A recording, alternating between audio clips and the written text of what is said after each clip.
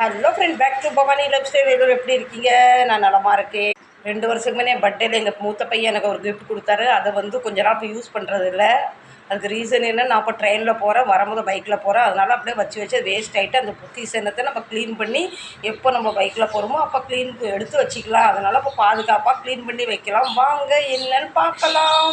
வீடியோக்குள்ளே போகிறதுக்கு முன்னாடி லைக் கண்டிப்பாக பண்ணுங்கள். இன்றைக்கி தேதி 12 வர 22ஆந்தேதி எனக்கு பிறந்தாள். இந்த 22ஆந்தேதி எங்கள் பையன் இதை கொடுத்து 2 வருஷம் ஃபுல்லாக ஆகும். இப்போ ஒரு மாதமாக நான் இப்போ பைக்கில் போகிறதில்ல, வரும்போது தான் பைக்கில் வரேன். ஆனால் ஹெல்மெட்டை நம்ம க்ளீன் பண்ணி பாதுகாப்பாக வைப்போம். போகும்போது ட்ரெயின், வரும்போது பைக்கு. என்னால் இது ட்ரெயினில் தூக்கிட்டு சுமக்க முடியல.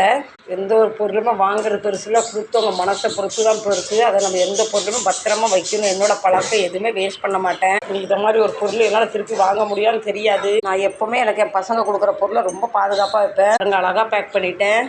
உங்களுக்கு இந்த பழக்கம் இருந்தால் கண்டிப்பாக கமெண்ட் பண்ணி சொல்லுங்கள். இந்த வீடியோ பிடிச்சிருந்தா கண்டிப்பாக லைக்